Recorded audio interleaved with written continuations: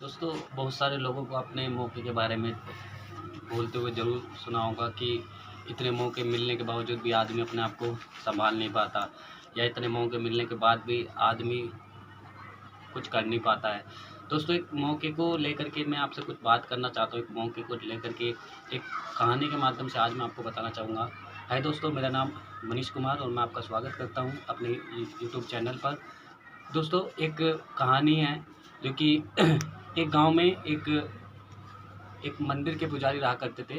वो मंदिर में ही सेवा करते और बहुत सारे लोग उनकी वो मतलब मंदिर के प्रति, ईश्वर के प्रति उनकी उनकी बहुत सारी आस्था थी। उसी आस्था को देखते हुए गाँव के प्रति लोग उनको बहुत मानते थे, बहुत उनको चाहते थे।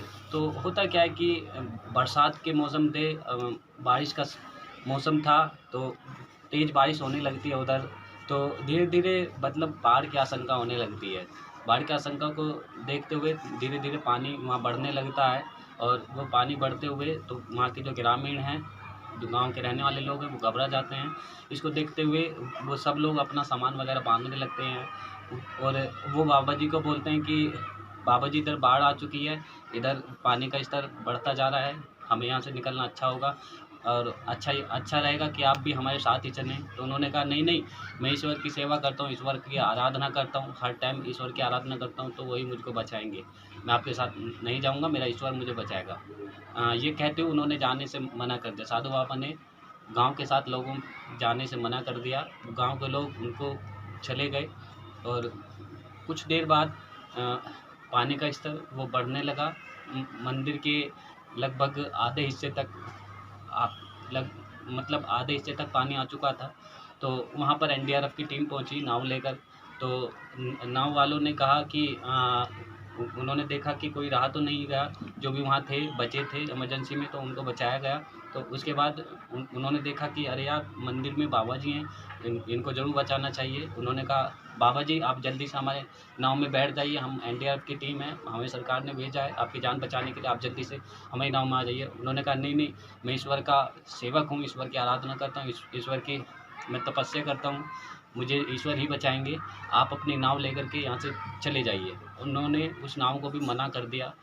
तो धीरे-धीरे पानी का लेवल जो था, वो मंदिर बाबा जी जो थे वो मंदिर की चोटी पे बैठ गए, और धीरे-धीरे वो पानी का लेवल मंदिर की चोटी तक पहुँचने लगा। मंदिर की चोटी पर पहुँचते हुए तभी वहाँ हेलीकॉप्टर की सहायता भेजी गई। हेलीकॉप्टर के एनडीआरएफ हेलीकॉप्टर के द्वारा आई वहाँ पर। तो वहाँ उन्होंने देखा, दूरबीन के माध्यम से देखा कि कहीं कोई लोग बचा तो नहीं है इस बाढ़ की तबाही से। तो तभी मंदिर की चोटी पर बैठे हुए एक बाबा जी इनको दिखाई देते हैं। एनडीआरएफ की टीम को, जो हेलीकॉप्टर के माध्यम से लोगों की सहायता कर रहे थे, आते हैं और बाबा जी को रस्सी ड बाबा जी को बोलते हैं, अरे बाबा जी, आप सारे लोग यहाँ से गाँव छोड़ के जा चुके हैं, आप क्यों यहाँ पर हो? लो हम रस्सी फेंकते हैं, आप इस रस्सी के माध्यम से ऊपर आ जाइए चढ़ कर के। उन्होंने कहा, नहीं नहीं, मैं ईश्वर का सेवक हूँ, ईश्वर की आराधना करता हूँ, मुझे इतनी अच्छी ईश्वर की मेरी निष्ठा है, मुझे जो बचाएँगे मेरे ईश्वर ही बचाएँगे। आप अपना हेलीकॉप्टर ले करके आप वो चले जाइए। काफ़ी मिन्नत के बाद वो बाबा जी नहीं माने। तो अंत में होता क्या है, वो हेलीकॉप्टर भी वहाँ से चला जाता है। तो धीरे-धीरे पानी का स्तर इतना हो जाता है कि बाबा जी उसमें डूब जाते हैं। बाबा जी के डूबने के कारण उनकी मौत हो जाती है। तो दोस्तों, मैं आपसे पूछना चाहता हूँ, इसकी मौत का जो कारण था वो कौन थे? क्या इसकी मौत के कारण ईश्वर थे, या इसकी मौत का कारण वो बाबा जी थे? मैं कहना चाहता हूँ कि इस बाबा जी की इस मौत के कारण वो बाबा जी ही थे, और जो 3 मौके मिलने के बावजूद भी अपने आप को बचा नहीं पाए। ईश्वर ने उनको बे तो होता क्या है कि उनकी मौत होती है तो स्वर्ग में जाते हैं वो, और भगवान से मिलते हैं। वो भगवान से बहुत गुस्सा होते हैं, वो बहुत क्रोधित होते हैं कि आज मैं बाबा जी को ये कहूँगा, वो कहूँगा। जाते हैं भगवान जी के पास, उनसे बोलते हैं कि ईश्वर, मैंने तो आपकी बहुत सेवा करी, मैं आपका सेवक हूँ, बहुत लगन से मैं आपकी सेवा करता था, फिर भी आप मुझे बचाने नहीं। उन्होंने कहा, नहीं मूर्ख, मैं तो 3 बार आपको बचाने आया था। जो गाँव वालों के भेष में आया था, वो मैं ही तो था, कोई और नहीं था। मैं ही आपकी जान बचाने के लिए आया था। दूसरी बार जब एनडीआरएफ की टीम अपनी नाव लेकर के आपको बचाने के लिए वो पहुंची थी, नाव के आधे भाग में पानी आ चुका था, तो कौन था? वो मैं ही था, जो एनडीआरएफ की टीम के माध्यम से मैं आपकी सहायता करने पहुंचा था। तीसरा मौका मैंने तब आपको दिया जब जब हेलीकॉप्टर के माध्यम से रस्सी मैंने डाला, मैं ही था।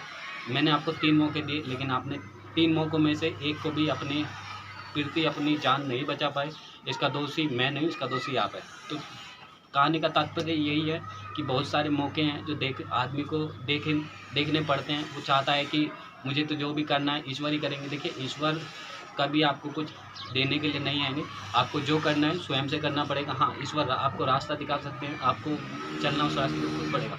तो दोस्तों, इस कहानी के माध्यम से मैं आपको बताना चाहता था कि मौके जो आते हैं उनको हमको खुद पहचानना होता है। ईश्वर हमारी सहायता करने खुद नहीं आता। ईश्वर किसी व्यक्ति के द्वारा हमारी सहायता करने और फरिश्ते के रूप में किसी को भेजता है।